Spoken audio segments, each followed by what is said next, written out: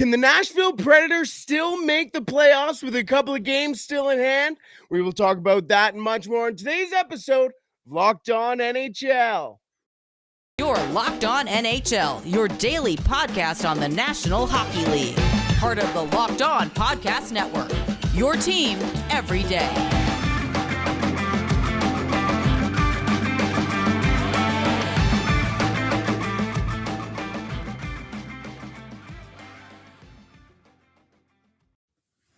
Hello and welcome back to Locked On NHL Western Conference Tuesdays.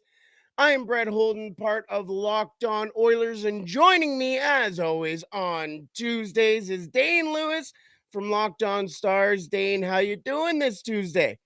I'm doing great. It's good to be back. I know I missed out last week, but I'm back now, and we're here to talk about the playoff race with about a month left in the season. So I'm excited.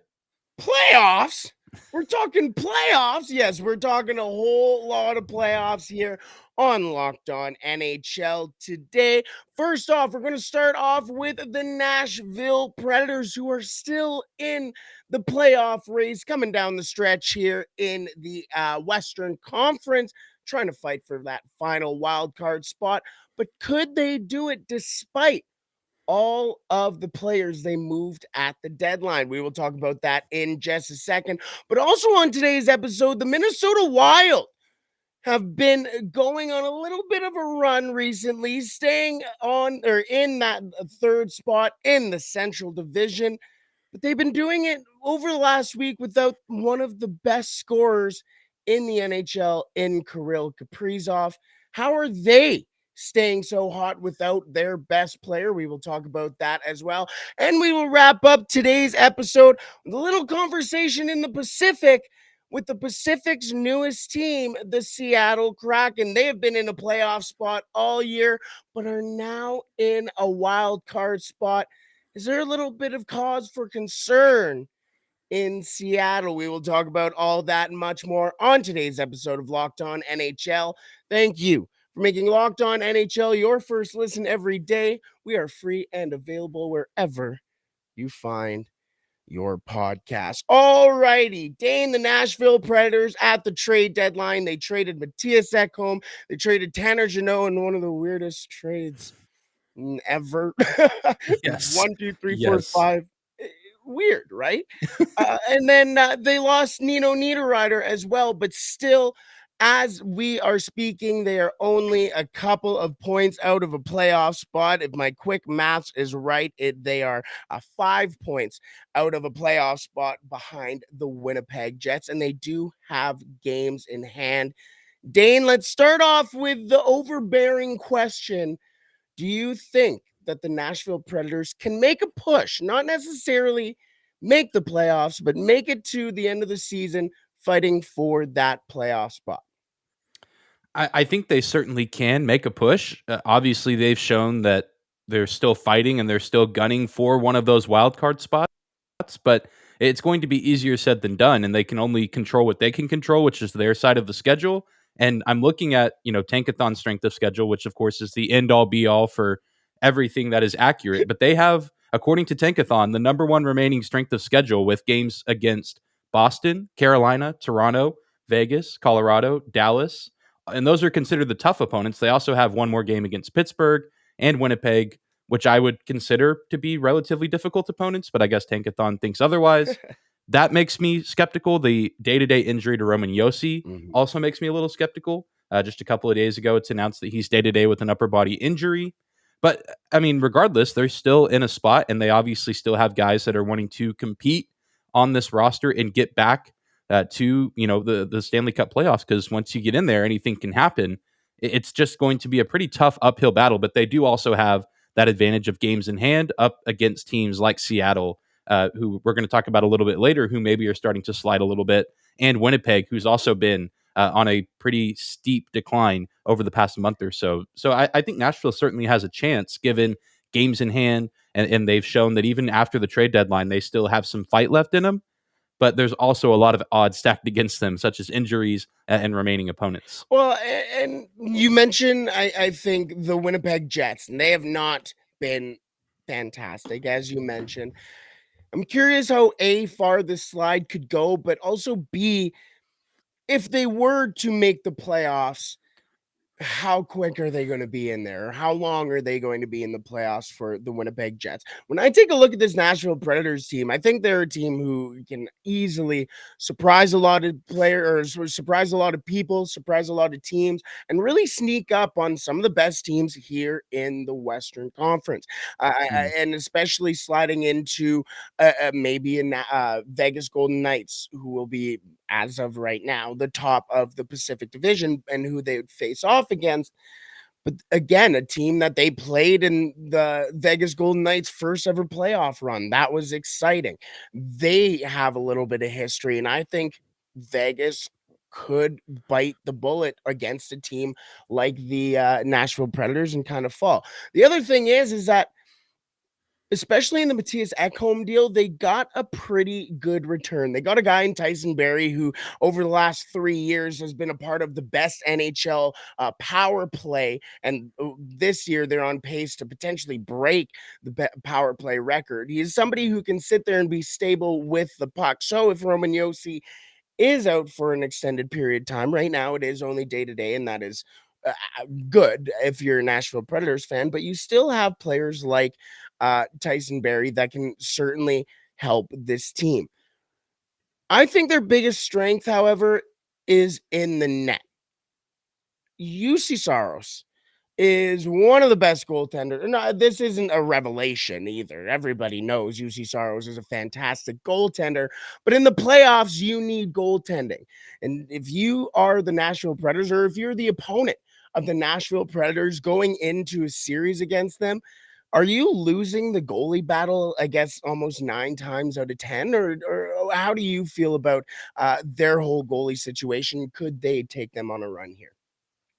Yeah, I think UC Saros and even, Kevin Lankinen as well Mm, deserves some credit for keeping the Predators in the race for the playoffs this season, because if you look at their scoring, it's just not super well developed, I guess. I mean, they have Roman Josi who's leading the team, but now he's out. Philip Forsberg has missed extended time.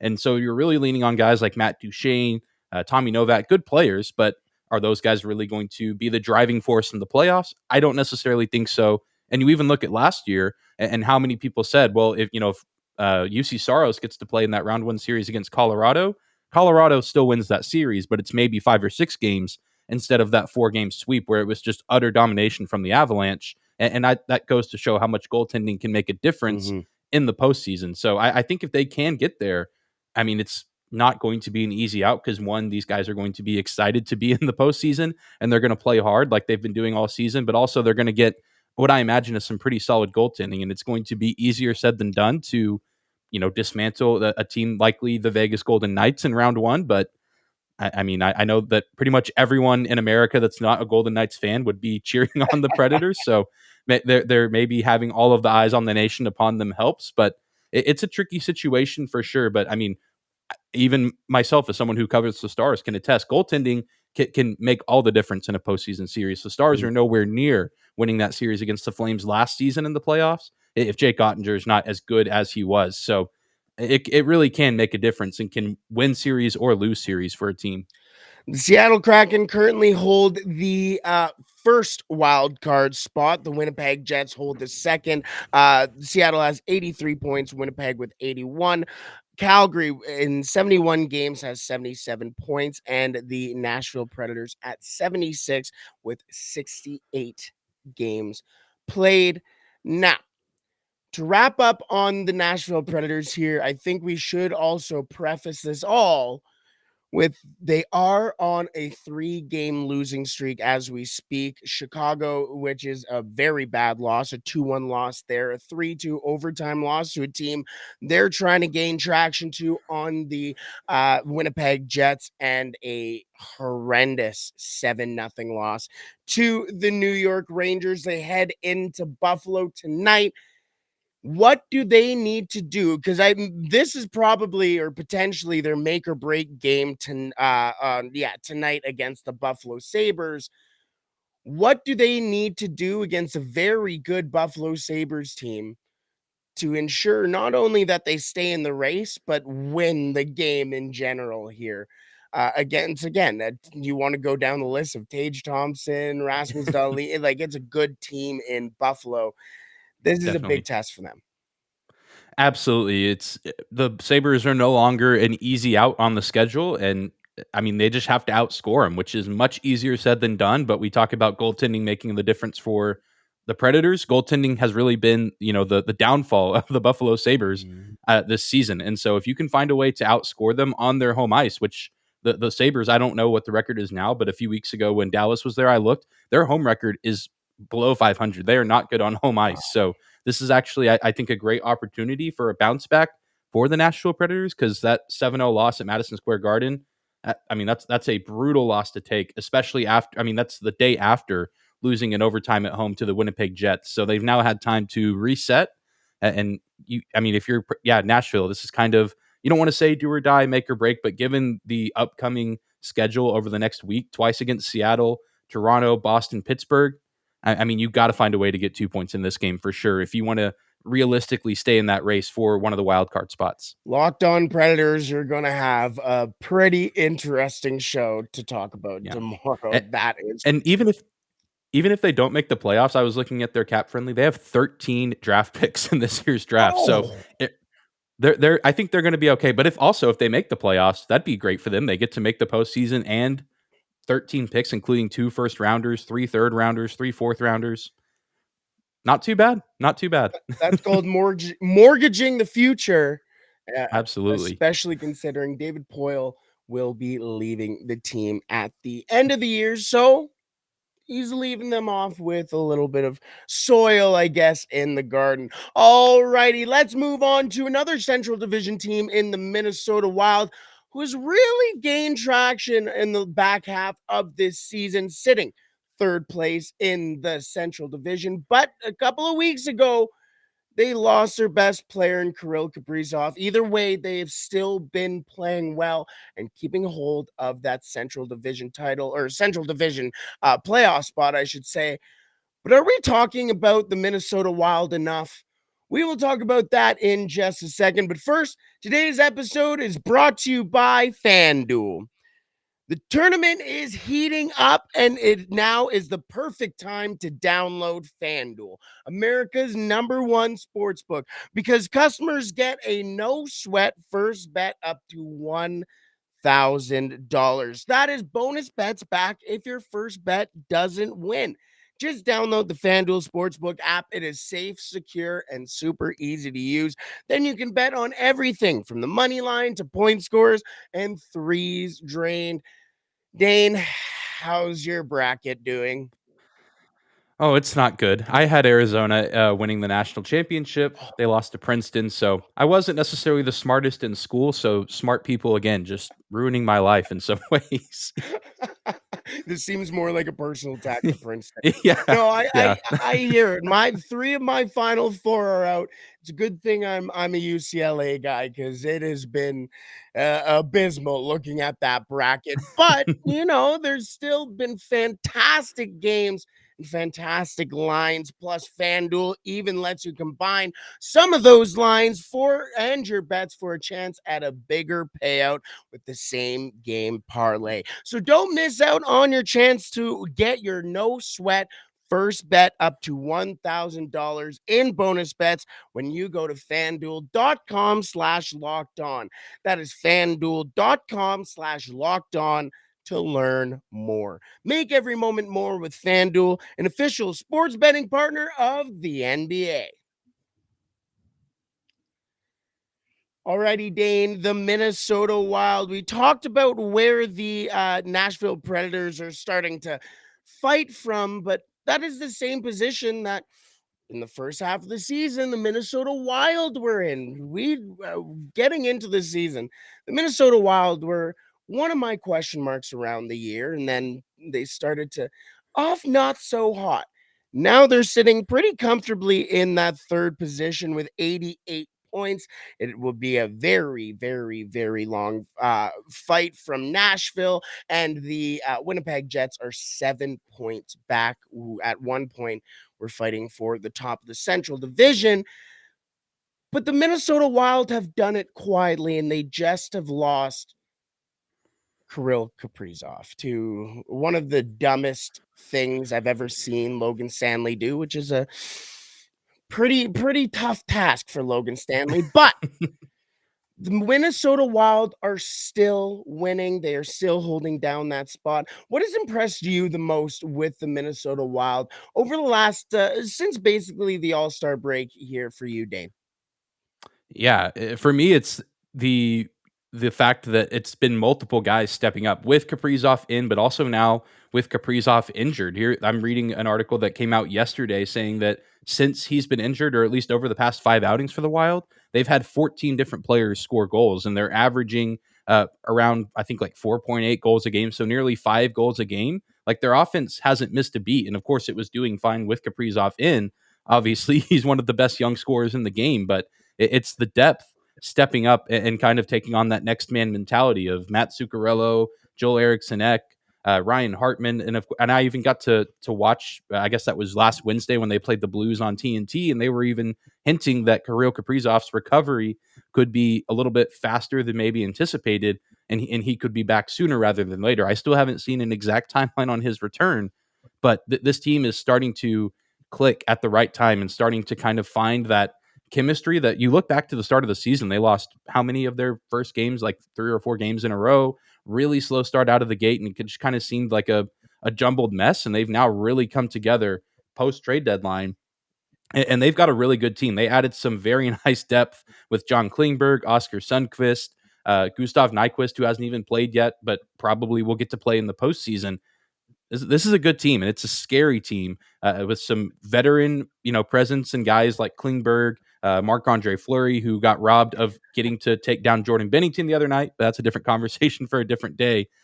And I mean, even guys like Ryan Reeves. I mean, this team just they check all the boxes. They have scoring, they've got enforcers, they've got physicality, they've got defense, goaltending. They're a pretty well balanced team, and certainly, I mean, obviously only 1 point out of the first place spot in the Central Division, but I mean, it's not too unrealistic to think that they could win it over Dallas or Colorado, and I think it's going to be a tight race between those three teams here down the stretch in the last month of the season or so. And Minnesota, again, is just firing on all cylinders right now. Yeah, no, that's a good point too. We talked about them anchoring in that Central Division third spot, but the Dallas Stars 89 points in 70 games, the Colorado Avalanche right now 88 points in 69 games, and the Minnesota Wild 88 points in 70. Like it's a close division, obviously, as we have seen all year, but we're seeing performances from players that need to come out and perform. You mentioned as well Marc-Andre Fleury, who almost became the people's champion. Uh, Yes. but you have a full conglomerate there in the crease. They have a scary crease going on, especially with Philip Gustafson coming in and becoming the goaltender that people maybe not necessarily expected him to become, but it has been a fantastic compliment to Marc-Andre Fleury as well. Chris Johnston, he did a poll of all the NHL coaches or around the NHL. I believe he only got responses from about 20. And one vote was very interesting to me. Getting exactly one vote for a Norris Trophy winner this year was Jarrett Spurgeon.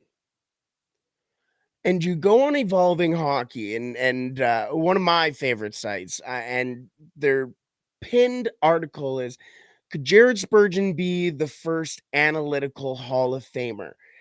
And the reason why I bring that up is because Jared Spurgeon is the captain of that team. You mentioned the additions and Klingberg and Sundqvist as well, and you have guys as well on that back end who, like Matt Dumba, who are fantastic hockey players. But still, throughout, it has remained the constant of Jared Spurgeon, and Jared Spurgeon has quietly been one of the better defensemen, not only this year but over the past 5-10 years. They have a sneaky good team, and they have guys like Matthew Boldy who can go out there, had a hat trick the other night as well. Matt Zuccarello, you mentioned. This is a quiet team similar to the Nashville Predators that if they were to, well, not if they were, they're going to make the playoffs, but in the playoffs can really make some noise here. And right now, they're flip-flopping between wins over the last couple of games, but they're still getting important wins. Wins against the Calgary Flames 3-0. They lost the 1-0 in a shootout against the Flames the next game, and that was a very interesting game. 0-0, ended up having a goal called back in overtime because Spurgeon himself was offside. A whole deal, but still basically a shutout going into the shootout. A win against the Jets, a big win against the San Jose Sharks, and obviously that big 8-5 win against the the St. Louis Blues. But what that tells me is look at these lines: a 3-0 win, a 1-0 shootout loss, a 4-2 win, a 5-2 win, and an 8-5 win. They're in a whole bunch of different games, and they're finding ways to win those games. And that is how you not only win games, obviously, in the NHL, but that's how you go on to win series in the playoffs here. Sorry, Toronto, you might want to take a note. But this is a Western Conference. I don't know why I'm taking shots at the East. But do you think this team could make a real impact in the playoffs? And what do you think their realistic target can be in the playoffs?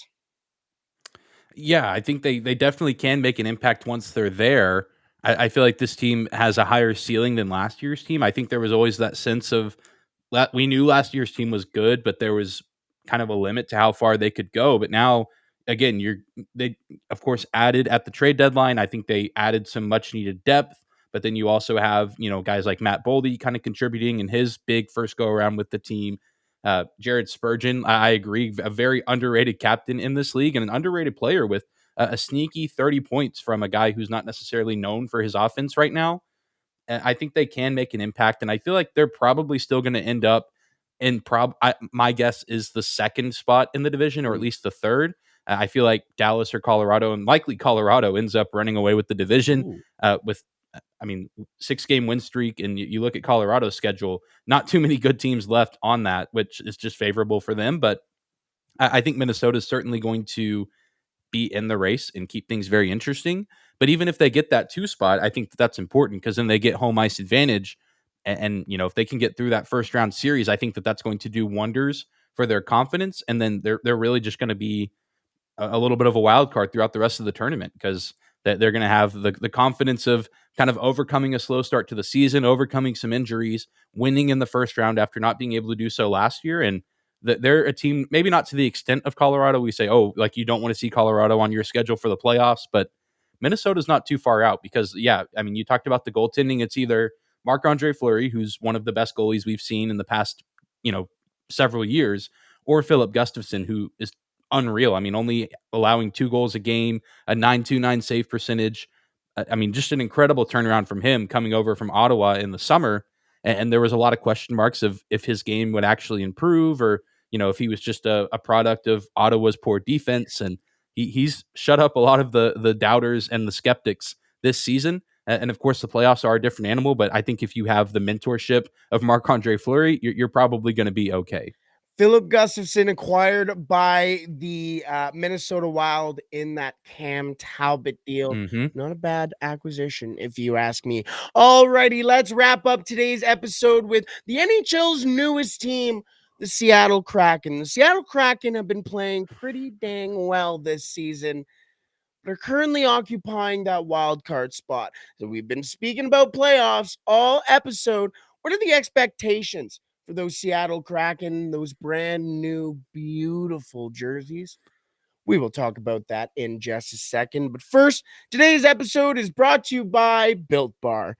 Looking for a delicious treat but don't want all the fat and calories? Then you gotta try Built Bar. Listen, I know we're approaching April, so some of those New Year's resolutions that you may have been still rearing their ugly heads going, hi, I'm still here, including eating healthier like me, you might be also doing that as well. But I am doing it without trying to sacrifice all the taste, because taste to me is so dang important. But I've been able to attain healthy eating and actually good taste with Built Bar. Actually, healthy is actually tasty. Excuse me. Seriously, they are so delicious. with Built Bars. I don't understand how they do it. It is perfect for that New Year's resolution that's still rearing its ugly head. But what makes Built Bars so good? Well, it's probably the fact that they use 100% real chocolate. Yes, 100% real chocolate. And they have so many undeniably delicious flavors like churro, peanut butter brownie, and coconut almond. It is unbelievable. I don't know how Built does it, but these bars taste just like a candy bar, all while maintaining amazing macros. And it's even better with the fact that they are healthy. 130 calories, 4 grams of sugar, and a whopping 17 grams of protein. It is delicious. It is healthy. It is all good for you. Plus, at your nearest Walmart, you can walk in to the pharmacy section and grab yourself a box of Built Bars. You can pick up a 4-bar box, cookies and cream. You can get double chocolate, coconut puffs. There are so many delicious flavors that you can try out with Built. You can thank me later. Alrighty, Dane, let's wrap up today's episode with the NHL's newest organization, the Seattle Kraken. And the reason why I bring that up is right now, as we speak, the Seattle Kraken currently occupy the first wild card spot with 83 points. They've fallen back from the Edmonton Oilers, who now have 83 points, or 88 points, excuse me, sitting in that third spot in the Pacific Division, and only 2 spots away from second in the wild card spot here. We talked about Nashville potentially catching up, but I'm not going to say that the Seattle Kraken are going to fall out of the playoff spot. In fact, far from the opposite, or exactly. The Seattle Kraken have been in a playoff spot all year. They have been a fantastic hockey team quietly. The reason why I mention that is, could we see the newest expansion team versus the second newest expansion team in the first round of the playoffs? The Seattle Kraken, the Vegas Golden Knights, they've fallen off a little bit, not fallen off to the point where they're out of the playoffs or to the Winnipeg Jets peril, but do you think we could see a new franchise versus a new franchise here in the first round of the playoffs? I think we very well could. I mean, it's only a 2-point difference between Winnipeg and Seattle right now. Seattle has a couple games in hand, but I mean, there's still a long way to go. And so I definitely wouldn't eliminate that from being possible. And if anything, I think it's something that fans should like low key root for and hope happens, because then that could add to the fuel to the fire for the Winter Classic next season. People, Oh, you have the people that complain about the Winter Classic and say that it's not what it used to be or yada yada yada. But then you throw in a potential 7-game series. I don't know if it would actually last 7 games, but you get the idea. I think that makes that product more intriguing.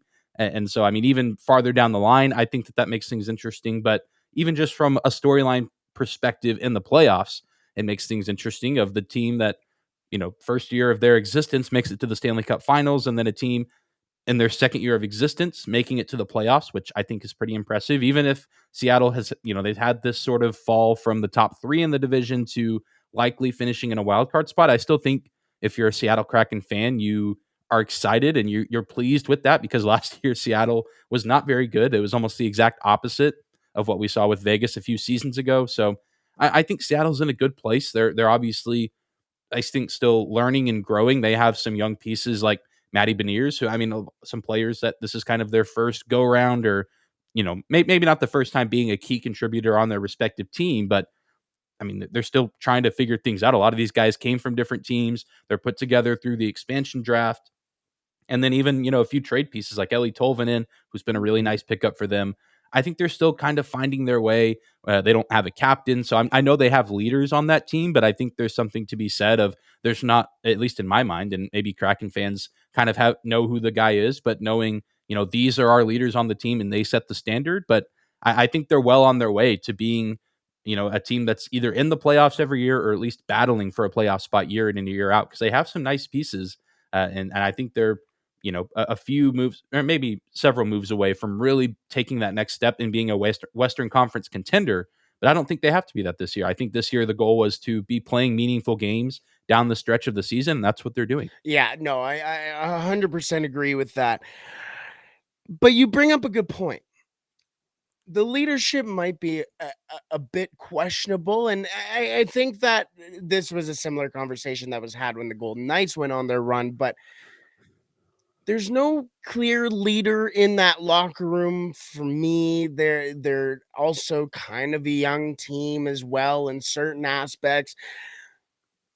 I'm sitting here and they've now lost 4 of their last 5 games here, losses to the Ottawa Senators, the Dallas Stars twice. They beat the San Jose Sharks in overtime and lost to the Oilers 6-4. Their leading scorer is Vince Dunn, who is having a fantastic year, but also has the longest scoring streak in the NHL this year, point getting streak this year. Sitting back here, and I'm starting to think now, could this kind of be a disaster in waiting here? Because you think about earlier in this episode, we were talking about the Nashville Predators. Can they make the playoffs? They're a pretty decent team, blah, blah, blah, blah, blah. But one of these teams are going to have to not make the playoffs in the same breath. The Winnipeg Jets or the Seattle Kraken are going to have to fall out of that wild card spot if a Nashville Predators do end up making the playoffs or making that playoff push. Losing 4 of their last 5 is not great, and their next couple of games aren't any easier. They play the Dallas Stars tonight. They play Nashville, who are chasing them twice in the next 3 games. The Minnesota Wild as well, and then right after that, the Los Angeles Kings, they play after playing the Anaheim Ducks. Like, they have not a very easy schedule, and then to wrap up the season, they have 2 back-to-back against the Vegas Golden Knights. Those 2 games may be the 2 important or most important games of the year, but Thursday and Saturday, the Nashville Predators, both games, both in Nashville as well. I know we kind of pumped their tires a little bit here, but I'm starting to sit back here and go, this might be the start of a disaster for the Seattle Kraken. No, I don't know, drinking the Kool-Aid a little bit here, or is this maybe a potential start of something bad for the Kraken? There's certainly potential, and I think this is a great opportunity for this team to find out who those leaders are. You know, I think we're both kind of on the same page of they're not a team without direction, and they're not a team without accountability. And I think there is leadership in that room. Obviously, they've taken huge steps this Mhm, season, but this is a great opportunity for players to step up on and off the ice. I know that you just read off that schedule. Things don't necessarily look great, but they're still very much alive. And I say all the time with Locked On Stars, you can only handle what's in front of you, and that's your own schedule. mhm, And of course, sometimes those overlap. Like the Predators are chasing the Kraken. They're about to play each other twice over 2 days. So I mean, you have to go out and you have to play your schedule and beat the teams in front of you. And the thing that makes it tricky with me, at least from the Nashville perspective, we talk about goaltending potentially winning them games and potentially stealing them a playoff series. Seattle has a good team, but their goaltending has not been great this yeah, season. Both of their guys in Philip Grubauer, Martin Jones, allowing 3 goals a game. Both of them, their save percentage under 900. I mean, they can have good games here and there. They can have those flash in the pan performances, but I mean, if you compare that tandem to other tandems across the league, and especially here in this playoff race, I just don't like how they stack up. I think, Winnipeg has Connor Hellebuck, Nashville has UC Saros, and Calgary kind of in a similar situation where their goaltending has been very shaky. But I feel like I would take Calgary's tandem over Seattle's at this point in the season.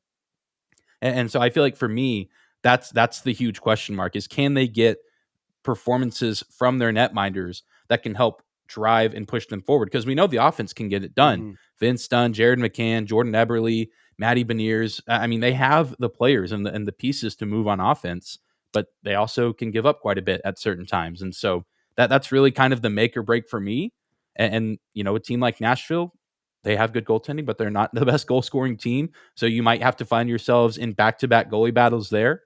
That's really the big question for me is can those guys step up and can they have a few leaders step up in terms of skaters to help push this team towards the playoffs. The injury issues in the crease also started this offseason when Chris Driedger went down with a Mhm. torn ACL. Quickly, before we wrap up today's episode, Dane, who wins the Calder, Beniers or Johnson?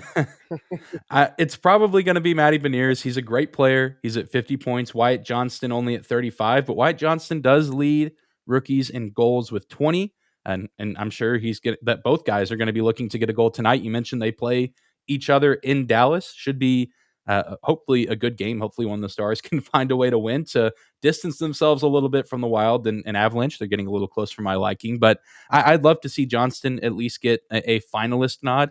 I know that the media has probably had their mind made up since Christmas that Beniers is going to win the award, and he probably should win it. He's a great player, but Wyatt Johnston as well. I feel like no one was talking about him coming into the season except Dallas media, and now here he is, 19 years old with 20 goals. So that's something that they should consider. He has more goals than his age. So in his rookie campaign, which is pretty insane to me. Which nowadays as well would be very difficult for Jaromir Jagr. But either way, let's wrap up today's episode of Locked On NHL. Dane, where can the people find you?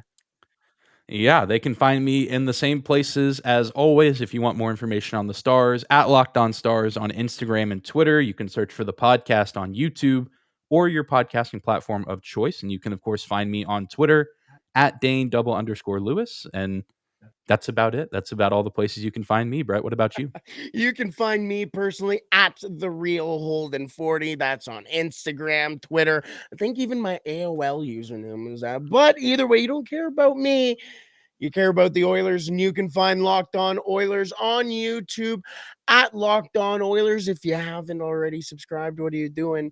You're getting Jack Campbell jerseys. Who has in their right mind a Jack Campbell jersey right now? And yes, that's a Texas Stars jersey. And you can also find the Twitter at Locked On Oilers. Excuse me. Fantastic meme account, not even meme account, but during games I have the best gifts in the game. Alrighty, let's wrap up today's episode of Locked On NHL Western Conference Tuesdays. Thank you so much for joining us here as I smack around my microphone. That shows it's enough. That's going to be my metaphorical way of a mic drop. See you, everybody.